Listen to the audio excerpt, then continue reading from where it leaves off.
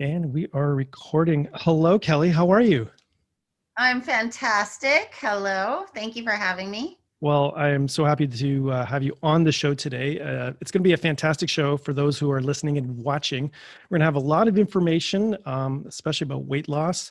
We're going to kind of try to navigate through I like to say, the bullshit of the diet industry and trying to figure it all out. But one thing I have to kind of say, Kelly, I've been watching all your posts and I love your posts.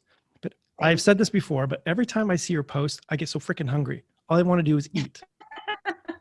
And I see like you're having carbs. Like, how can somebody lose weight on carbs these days? Like, what's the deal with that? I know. People are shocked when they see what I eat. I eat very healthy most of the time, but the thing is individualized nutrition. So there's just been way too much stigma about one size fits all approaches, people trying to hack the system of the body per se, and eating keto and all of this, and omitting whole food groups. And really it comes down to individualized nutrition. So each person's body, if you and I were twins with the same ancestry, we'd still have completely different physiological things going on inside the body. So basically your DNA is set up to eat much like your ancestors did. If you're getting a good amount of protein and healthy fats based on what they were eating, you have a lot of leeway to then be able to enjoy various things. And I always preach about the 80-20 approach. So 80% of the time I'm eating very, very well. And then 20% of the time I enjoy all things. Okay. So, so all things, are you talking about carbs, alcohol, sugar, things like that? The things that we really, really love, but we know it's not really the best for us. Is Yeah. that the kind of 20%? That's Now, it. I love pizza. I love wine. I love fries. But also, the key is having a gut that is balanced out. So, more than 85% of anybody in North America over the age of 15 has an imbalance of gut bacteria. They're not really aware of it. It comes from our Western civilization diet, the standard American diet. And if you continue going through life eating these 20% foods with an unbalanced gut, that's where things kind of snowball out of control. But if you bring your gut back into balance and then maintain an 80-20, it kind of just keeps itself running smoothly and fluidly. okay. So that's really the key. It really starts with the gut. So is that how you approach your clients? Is you kind of figure, okay, what have they been eating for the last 20, 30, 50, how many years they've been on this planet? And then you kind of figure, okay. And then do you do any like actual testing? Do you do blood work, things like that? Do you ask them to go to their GP and things like that, try to get some blood work done to figure out what's going on internally? So how does it kind of work for you? So usually what I do is I work with people all over the world, and I don't send them for blood work or whatnot unless I know there's something fishy there that I really think might need discovery of that manner. But usually I just use a questionnaire-based system. So very, very comprehensive series of questionnaires that will allow me to know as a general whole what is going on in their body. So holistic health, a lot of people think it means all natural, but really it just means characterizing the whole body as one interconnected unit with all parts affecting everything else. So through the series of questionnaires, I'm able to tell on their individualized basis what is really going on in the body. It's pretty clear. Although there is no one size fits all approach to healing a body, there's very clear things that can be discovered just based on these questionnaires and how they're designed. So I will see, how unbalanced is their gut in that way based on all of the various answers that they're giving me to very specifically designed questions.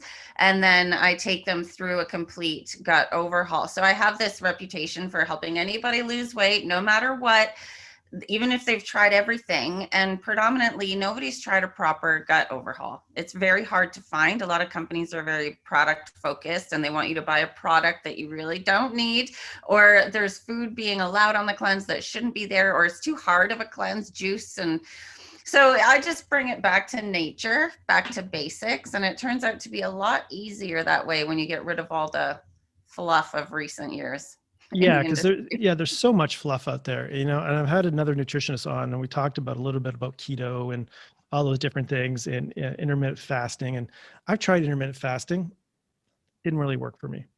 Keto, Yeah, I've had to help rebalance women's hormones from intermittent fasting. Yeah. really? Okay, so okay, what goes on then with the fasting? Because there's a lot of research, a lot of doctors out there and they can talk about, intermittent fasting. And I mean, there's approach to it. I mean, if you're in serious health and you just want to quickly just use it as a balancing tool, I think it's fantastic myself. But then you Mhm. kind of see like this is a whole new regimen that you lifestyle that you've in. And that's like, man, like we have busy lives. And it's like, Yeah. if you're just, this is a strict amount of time. And again, it's that structure, that strictness. Now, if you're a Mhm. professional athlete and you're very super disciplined and that's what you have to do, perfect. But for the general population, we want to just be healthy, want to be active. We kind of want to look semi good on the beach, we take the shirt off, we're in our bathing suit for the most part. We want to kind of have, the kind of total package. But it's interesting to see like there's so much that misinformation and keto. Oh my God, I tried that. And I mean, this sounds good for myself. It sounds great. Like just eating like just meat, bacon, Mhm. eggs. I mean, that's great. But after a while, like, I mean, I was not feeling well. Like I think my liver like grew like an extra pound and a half just from all Yeah. the, It goes back to trying to hack the system again, people trying to hack the body. So the reason why, and intermittent fasting and keto will help people lose weight, but it's not sustainable and it's not good for the individualization. So keto works to help people lose weight because they're finally getting the right amount of complete protein and healthy fats that they weren't getting before. But it has nothing to do with, avoid carbs and eat only protein and fats. And then there's the keto flu, which the body gets really sick. So obviously, that to me should be an obvious sign that it's not a good idea.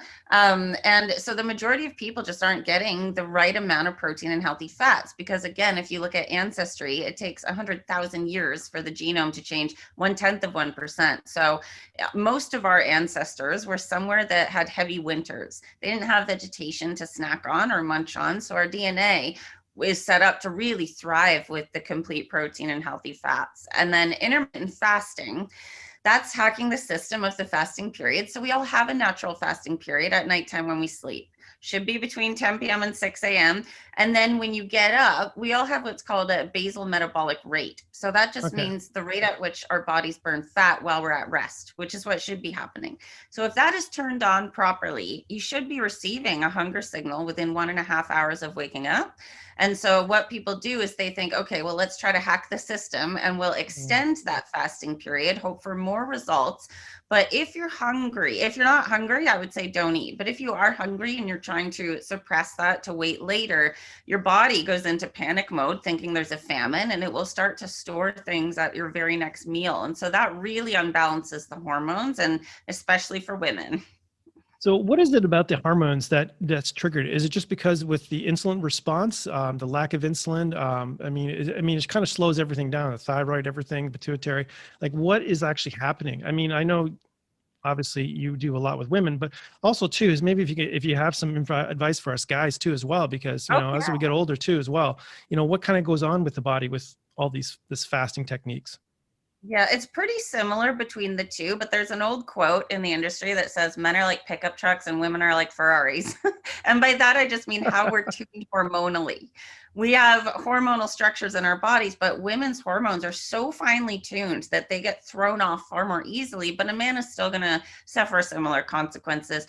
So when it comes to the fasting, there's a hormone called leptin that means leave food alone. We're full, we're satiated, and ghrelin, which is get more food. We're hungry, we need food. So if you're suppressing or avoiding your hunger signals, even, people are too busy to eat, so they kind of just forget about their hunger, keep working.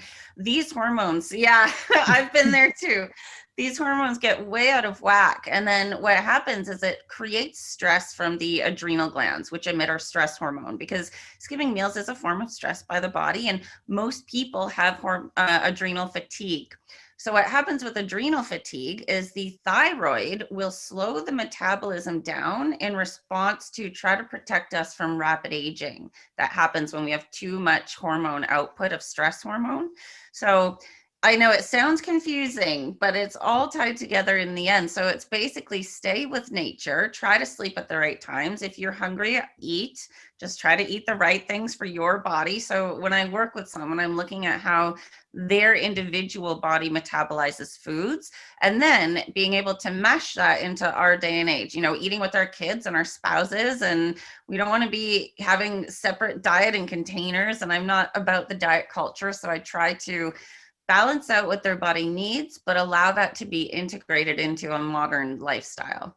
Yeah, because that's so important. Is that if it's not functional, if it's not easy, I think that's the key. Most people say, yeah, screw it.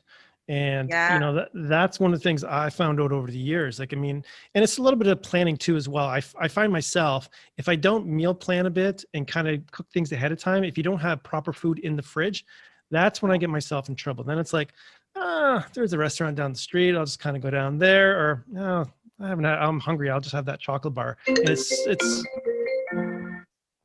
Sorry, my laptop just sent a thing. Okay. That's okay. That's was part of the podcast. It happens that way. I thought, didn't we just have this conversation about turning off, laptops and phones?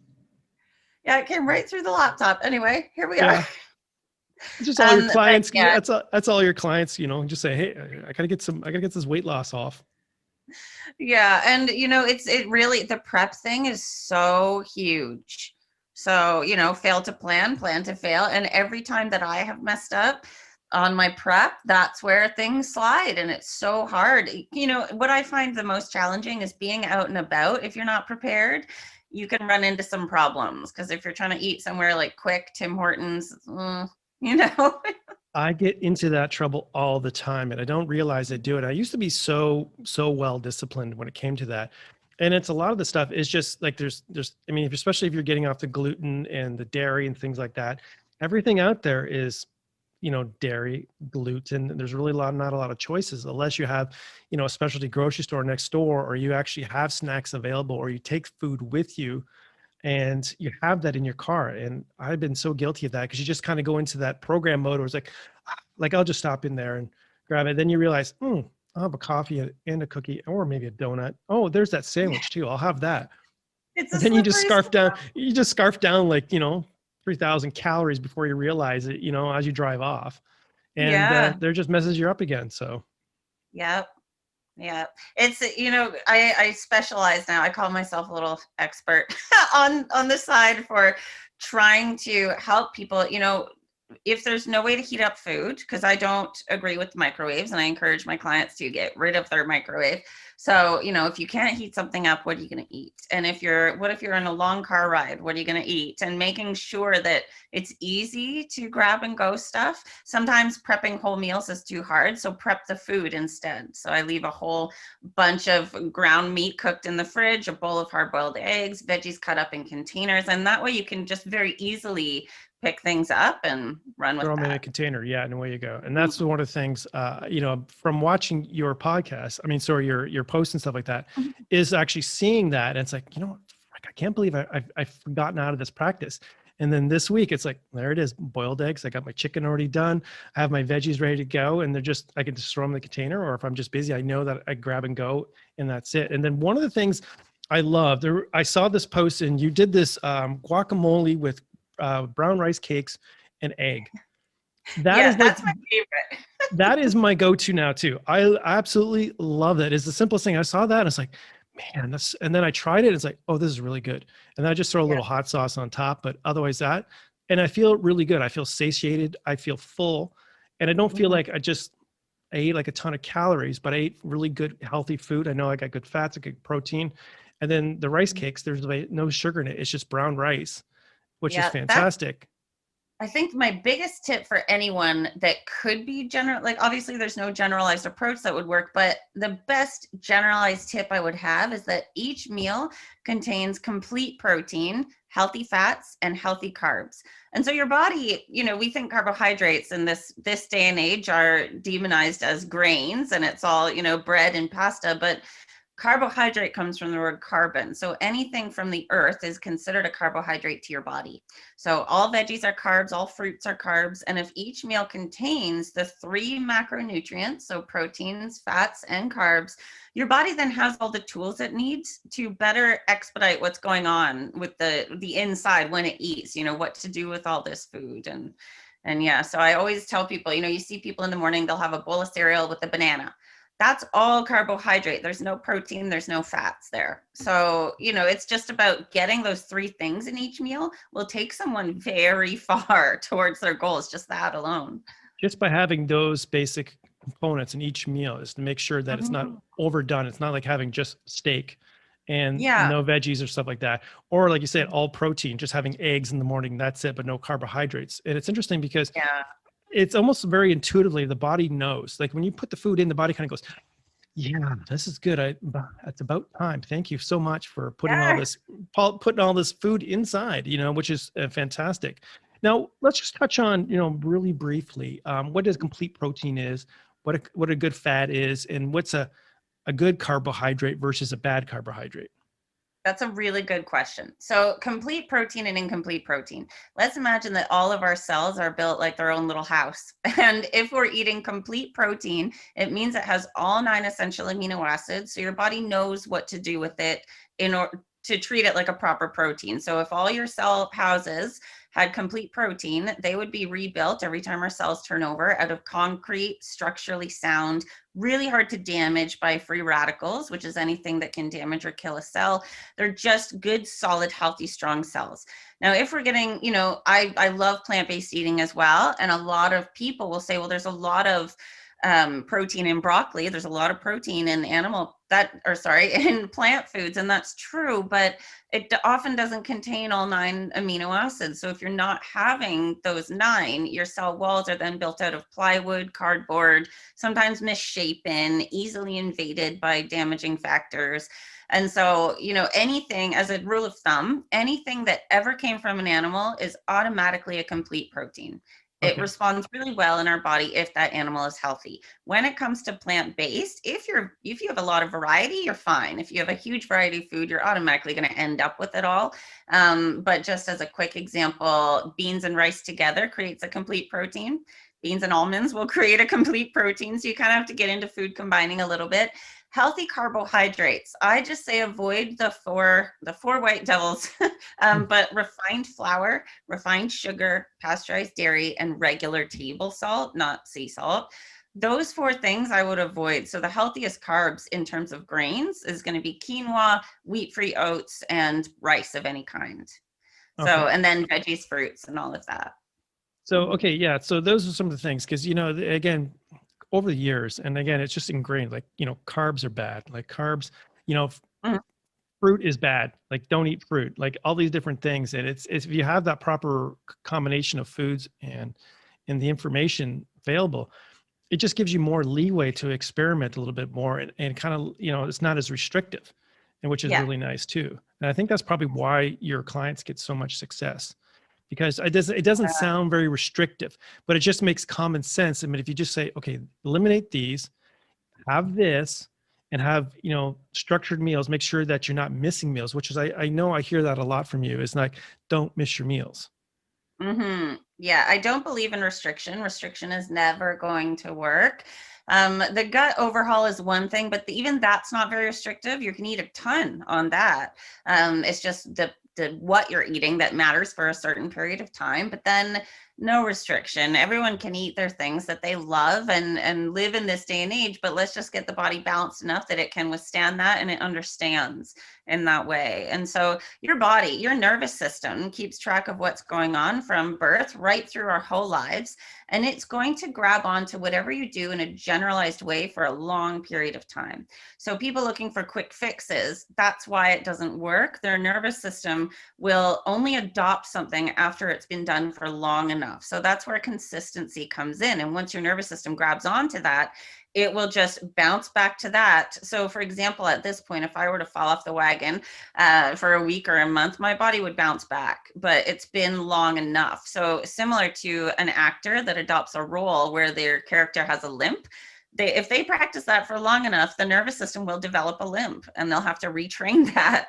So yeah, that's why I always encourage, if you're going to try something, be consistent in at least 3 months, at Yeah. least. So Mhm. basically, in another way, it's just reprogramming that subconscious mind. Yeah. It's retraining the body. It's retraining. It's just that consistency over and over again. So it becomes subconscious, and then it's just, you don't even realize that you're doing it, and then it's like, bang! Oh, okay, this is amazing. Like you don't even realize that. Oh, I don't like that anymore. I'm not drinking this, or I'm not eating that, because it just becomes second nature. It's rebuilding in that. Now, how much emphasis do you put on the emotional side? Because I know emotional eating can be like a huge impact when it comes to weight loss. Yeah, I put a lot of emphasis on the mental emotional aspect. That is a huge, huge piece with working with me. Your subconscious starts forming when you're in the womb before you're born, and it builds on itself every 7 years, according to neuroscience. And so your neurology is set up in a very specific way, and it has belief systems that are ingrained in layers of different perceptions and experiences. And your brain is constantly, your subconscious, trying to be efficient. So it kind of runs on its own similar patterns and programs. And you can, what's really not understood widely these days is you can completely control your mind and rewire everything. It's just, it seems as though our minds are kind of taking control and we're reacting constantly to what's going on in our minds.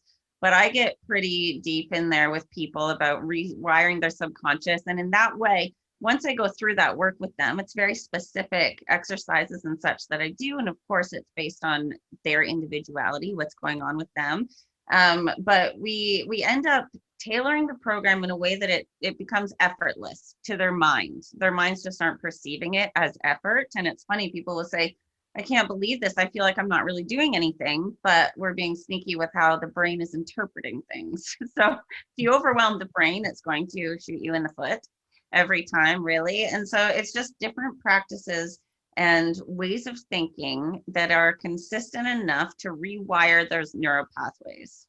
Yeah, that is so important. I'm a big believer on and we're doing that neural network repatterning and stuff like that, which is so important because that's the program that's running the machine behind the scenes, right? You know, it's like the Wizard of Oz. You pull back that curtain, Yeah. and there's that wizard back there, and it's you. It's that all those programmings, those beliefs, and stuff like that. So when you do your questionnaires, are those some you have questions related to some of their background, and then you can kind of weed way through what's happening with their Yeah. life. If someone is interested in working with me, I always have a chat with them. Usually it's an hour. Sometimes it can go longer. I don't put a time limit on it, but I have a chat with them and I have specific questions that I ask that get a little bit deeper. I want to know, what's really behind that. If someone says I want to lose weight, it's like, okay, well, let's dig there a little bit and see what's behind there and why. Yeah.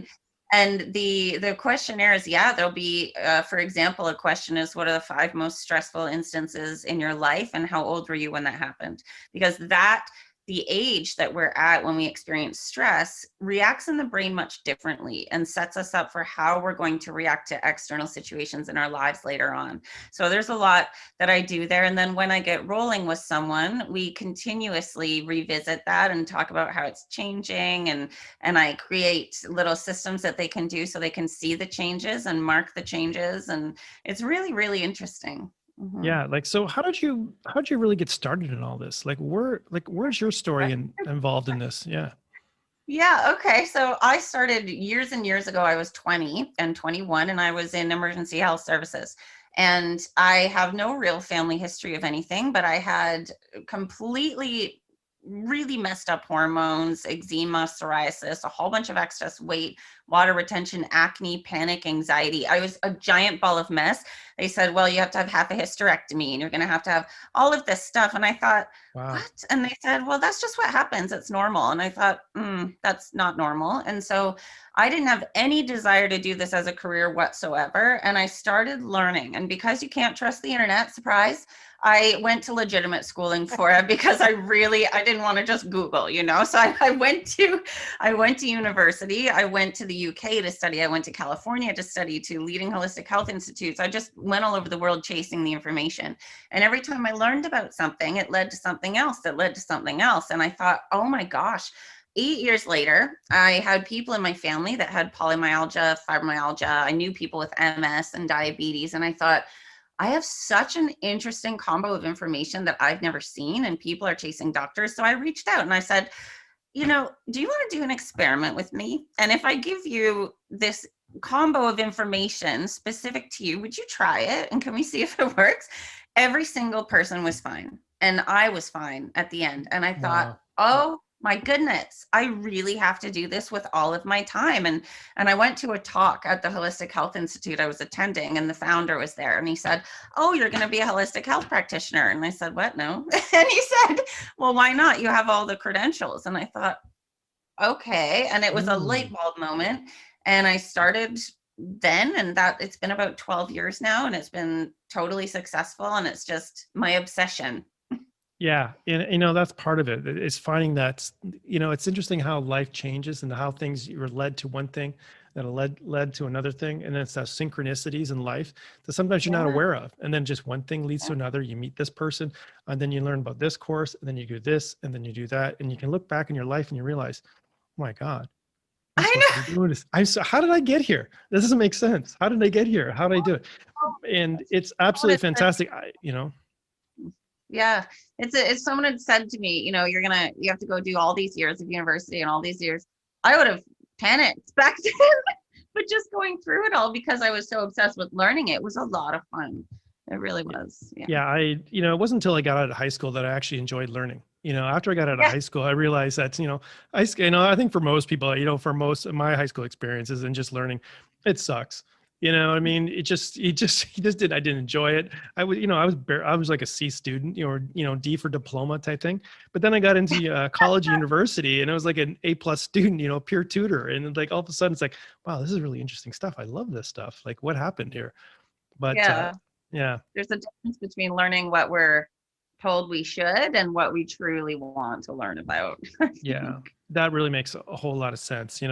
So one of the things I want to ask you about too, as well, we haven't touched on, is about training. We talked about a little bit about diet and a lot of things that we should avoid. So what is your kind of philosophy on training? Do you kind of do just like, do you do basically HIIT training? Do you do like 3-4s? Like, what are some of the things that you kind of recommend to your clients? Or is it just kind of like, just get out, start walking? That's first. Get out and start walking. The interesting thing about walking is the cellular turnover in the body. Our bodies are constantly recreating our cells, getting rid of the old ones. Walking is the best pumping mechanism that we have for flushing that. And so the minimum amount of time a human adult should walk to really get that going properly is only 20 minutes, 3 different times a week. So that's where you Really? start, just to get the cellular turnover being more efficient. Then exercise is so misunderstood. Oftentimes people are exercising too much, and more than 50% of everyone I've worked with, I would even say more than that, have adrenal fatigue. And so if you're doing high intensity workouts and you have adrenal fatigue, think about when in caveman times, if we were doing high intensity, something was usually chasing us to eat us. That's kind of, and so your body interprets high intensity exercise as a form of stress. And so if you have adrenal fatigue and you're getting up and sacrificing your sleep to get out there and do HIIT workouts, which most people do fasted, oh my gosh, you are aging so, so quickly. So there are 7 movements that the human body needs to be able to perform from birth right through old age to be a functioning body. And every single workout that I design, and workouts of mine include these 7, and it's simple things, pushing, pulling, lunging, bending, twisting, squatting, and gait, which is walking.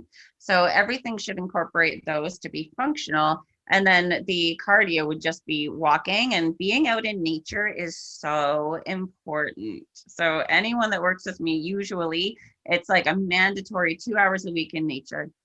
Okay. Yeah. Yeah. So Mhm. what is the philosophy around nature? Now, I'm a big nature guy too, as well. And a lot of the clients I've worked with, that's nature therapy is so huge. So what is it about nature that makes it so potent? Biophysics has come a long way with research, and biophysics has proven that there is a transfer of free electrons from the earth into the human body. And these free electrons are the most powerful antioxidants known to man. So an antioxidant being anything that can fix a cell and heal a cell. And they scavenge and neutralize free radicals, which is anything that can damage or kill a cell. And so that's more so if you have your bare skin touched on the earth, if you're walking barefoot in your backyard or whatnot, that's going to be so, so, so powerful. But being out in nature, we are nature, and we're not supposed to be so far removed. There was actually a really interesting study done in where was it? In Brooklyn, either in Brooklyn or Queens, somewhere in there where it's heavily, heavily dense city and there's no grass really. And they took kids that had the highest behavioral challenges, and they put these kids out in nature for 2 hours every week. And they tested the different times, and it completely transformed the behavior. of the Wow. kids. And it's same with sleep therapy. So people that are having a horrible time with anxiety or insomnia, if they go camping and just take a vacation, take a weekend or a week, preferably 2 weeks, but put yourself out in nature in a tent with no artificial light, and it completely resets the rhythm of the body, and the body just expedites its health journey that way. So it's really just the fact that we are nature and we really shouldn't be removed from it. Yeah, and it's so easily, I mean, we both live in cities and I mean, there is nature about, but it's not like the same where you're engulfed in it. There's no cell Yeah. phones, there's no, towers around you. It's just that smell, that beautiful feeling of that energy between the trees and the land, and you retune Mhm. yourself because we're just so bombarded by, EMF and all this different stuff and noise and distraction. It is Yeah. it is so crazy. I mean, right now I'm in an area where there's constant construction, and it's just like it's Oh, mind yeah. bending. It's like just busy, busy, busy, busy, crazy. And that's one of the things I need to do. And it's funny, in the back of my head, it's like, you need to go, Ghost. You need to go. You need to go. You need to go. And I haven't done it. And I know feel so much better when I'm out in nature. Yeah, and you can notice, like I'll notice because I get busy too, and I'm constantly doing my business and trying to do all these things in life. And I'll notice if I haven't been out in nature in a while, you can really start to feel a difference. And it's funny because even physically, your blood pressure will be affected, your breathing rate will be affected. Everything is being affected physically that you don't really notice. So it's a big help for health to get out there. Yeah, I think Mhm. that's so important, is to have more green spaces and to get out there and get out of the city. And it's interesting with all these lockdowns and things happening. Sometimes it's difficult to get out and move, and which is the most important thing, is because you want a healthy immune system, and you need to be out in nature. But if you're stuck at home, you're exasperating the situation. You're making things worse. It's so true. Yeah, I've been trying to get out there all the time when I can, because thankfully there's that you can go for exercise. So get out on the trail, and a lot of the trails were closed as well. So that was a little bit more difficult. But I encourage everyone, just get out in your backyard and be in your bare feet if you can. Now the weather's a lot nicer for that. And just sit on the grass, lie on the grass. How many adults do you see lying on the grass? It seems like, why would we do that? But it's so good and it feels so good. Yeah, there's actually a small little school next door to where I live. It's just over the block there, and they have a nice little grass area there. And I basically get under the tree just like Buddha and sit down there, and I actually take my socks off and I walk around. And a lady looked at me. She says, "What is this guy doing?" And she goes, "Did you lose something?" And I said, "No, I'm just kind of walking around, getting my feet connected to the earth, and make sure that my root chakra is down there, and feeling Yeah. that, and getting that harmonizing with the energy of the earth." Because I know a lot of people were talking about the Schumann resonance and being connected with that. It was so important, and for the Mhm. health and everything else. So if there's Mhm. any tips that you kind of can leave us with, little simple, I know you give tips all the time. I mean, that's one thing I love about you. You constantly giving free information out there, which is so invaluable. But Mhm. for the listeners who are listening on the other side of the pond, or over my friends in Australia there, what kind of some of the advice can you kind of leave us with, some healthy tips? Yeah, so there are, for an optimally healthy body, there are 6 foundational principles that need to be balanced at least 80% of the time in your life, and your body will maintain itself pretty effortlessly. And there are 3 that take our life force energy away from us and deplete our health, and there are only 3 that build it back up. So the 3 that can tear us down are thinking, breathing, and moving. So think about the amount of people thinking, breathing, and moving. It's all of us all day. And the only way that we can buffer the life force energy loss from that is sleep, nutrition, and hydration. So, what I tell people is stop focusing so much on exercise. It is good to exercise, but bring it back to rest, working out versus working in. And working out, I don't really just mean exercise, but constantly doing. There's such a deficit. We just need to be being more. So Mm. concentrate on your sleep, concentrate on carving out. Some people tell me they can't find 15 minutes in their day to just sit and breathe. And that makes me feel panicky. It's like we need to Yeah. reorganize the priorities. So just eat as well as you can, but prioritize your sleep and your self time because that is so, so important. So we need to recharge those batteries, which is so important because I think, like you said, between the adrenal fatigue, we're just constantly at a deficit. And I think the body's always trying to catch up. And if you're not paying attention to it, and that's when disease starts happening, and it happens so quickly before you realize, it's like, oh my God, where did this come from? But Yeah, and people it's say, been well, like the how do I cycle. fix it? Rest. Yeah. Yeah. And it's so weird. I think it's a North American disease, but I spent some time over in Europe doing some work in Europe, and um, it's slowly changing over there too, because it used to be just the opposite, where it used to be, more relaxed, everything else, and shorter work weeks and things like that. But again, it's just catching up to that kind of North American lifestyle where, that's why it's interesting. I always say, when people always tell me, it's like, why do I always get sick when I go on vacation? Well, your body is finally at rest, and you're just been under stress for years. You take a vacation, and it's not necessarily the water or the food that makes you sick. It's just the removal of the stress, and your body kind of goes, I need to detox. I need to get rid of this. And then all of a sudden you're having all these bowel movements, you're not feeling well. And that's because of all the stress that we're under. Yeah. And I always tell people another huge tip is focus on right now. Like don't obsess about it, of course, but start to notice your thoughts. Are you thinking about the future, or are you thinking about the past? Because the brain is just always going to be thinking. It's a human brain. But 99% of the time, it's thinking about the future, something that hasn't even happened yet, or it's fretting or worrying over the past.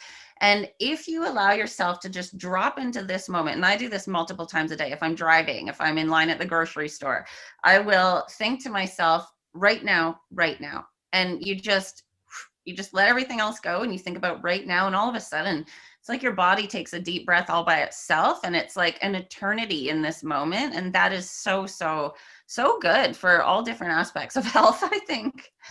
Yeah, that's something I think a lot of people, we just don't do because we're just overthinking all the time. And Yeah. it's necessary, to check in and see what's going on with the body, see what's happening, and just check in with yourself mentally, because that auto program, that pilot just kind of goes on. You get into that worry state, and you just don't even realize you're doing it until if you Yeah. step back, and then it's like, why am I thinking about this? This happened like years ago. Like, it doesn't make sense. But it's just our programming and how it changes. So yeah, it's Mhm. absolutely fantastic. It's amazing, all the work that you do. And Thank I've you. seen the success stories. I've heard about the success stories that you have with your clients, and that's why I think you're so successful. And it's just, you have just a beautiful energy too, and it's very Thank grounded too, which I love. Like, I very much love people who are very grounded in their work, and you. a very practical approach is what I think is so necessary. Thank you. Yeah, I live it. And I think that really makes the difference. And I've been through, oh my gosh, I won't ever ask someone to do something that I haven't tried to do or gone through myself. And I think that plays a part as well. But thank you. I really appreciate that. That's not a problem. So if people are looking for you, Kelly, where can they find you? Okay, so it's www.kickitwithkelly.com. On Facebook, it's Kick It With Kelly. On YouTube, my channel is called Kick It With Kelly. On Instagram and TikTok, it's Kick It With Kelly with a dot between each word. My email address is kelly@kickitwithkelly.com. Oh, And kick it, meaning, kick your habits, but kick it with me and have a good time doing it. Because, if it's not a good time, it's not much worth doing, in my opinion. yeah. So yeah, I'm all over, I'm everywhere, and I always welcome people messaging me because I just love to chat with anyone. Yeah. And, I was so happy that I reached out to you, because I just love your energy. I love what you do. The free information is fantastic. And I hope you get super busy because of this. I think you will. I mean, you're You, super I'm busy as so it is. You're busy as it is anyway. So, and I'm so appreciative to have been invited on. It means a lot to me, and it was a lot of fun to chat with you too. well, I appreciate that too. So that being said, Kelly, I'm just going to sign off on the podcast here. So this has been the Metaphysical Mentor podcast with Michael Philpott. Thank you so much for joining me, and goodbye for now.